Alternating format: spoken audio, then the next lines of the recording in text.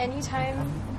Was there any time during your training and even during the climb itself that you really felt like, oh man, I should give up, or like you start having doubts? So I mean, for the 5 of you that did make it, like, was there any kind of time? I did have some.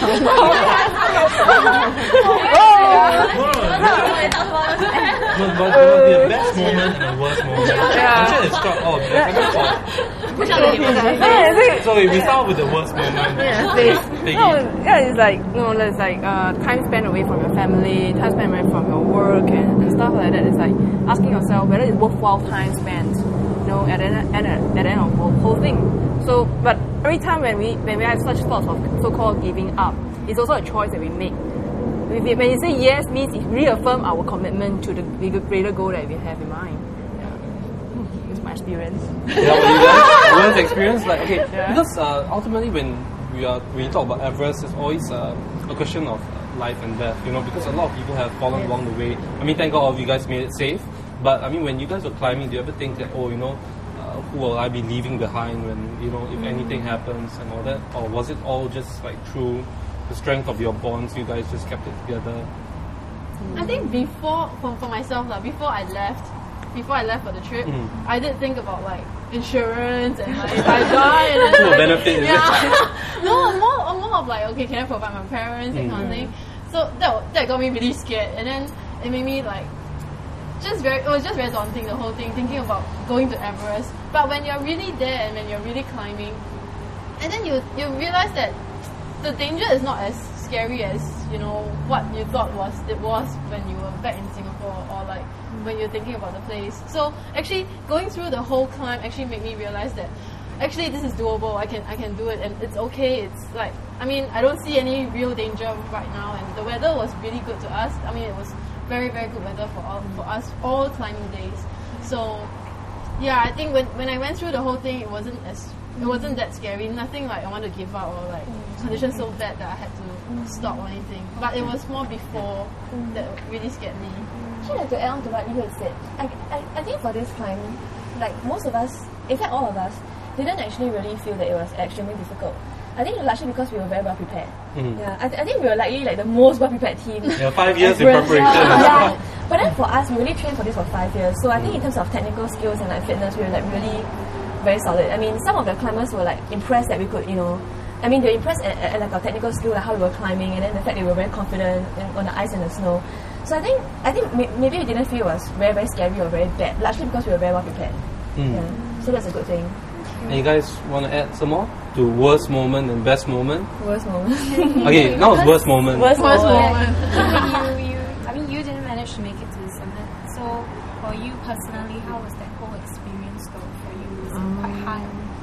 I mean, at that point when I was suffering from chest pains, it was difficult for me to decide whether should I actually proceed on, or to actually take the safer option and stay back.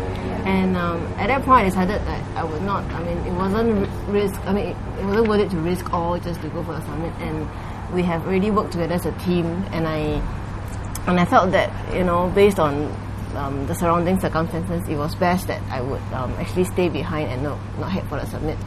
So I mean, I'm personally disappointed that I did not make it to the top. But I think if you look at it as a whole, I think my satisfaction and my happiness in knowing that the team has succeeded overrides the personal disappointment that I have. So I mean, people always say the mountain is always there. So I mean, maybe next time, and I'm 50 years old. To show, and then it'll be a new message, like you can try it again. And women, it will be a different message. Senior citizens group. Senior citizens. So yeah, it's been a very enriching experience for me. Yeah. So no regrets for you. Yeah, I have no regrets. Yeah. Or what was the most difficult moment for you though, for your climb? For me during the climb, I think it was struggling with the fact that I had chest pains, and yet I had to be at the expedition.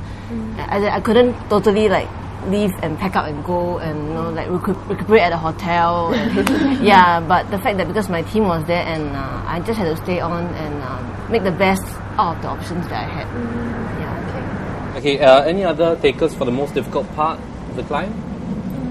For For me, it was not during the climb towards high camps. It was the approach to Everest base camp.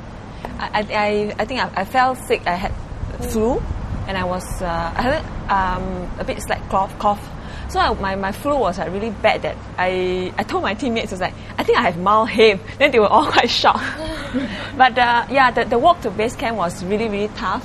At one point, I even offload my bag to my Sherpas to carry for me, and I went without load. Of course, it was easier, but I think that was the toughest trek for me throughout the entire climb.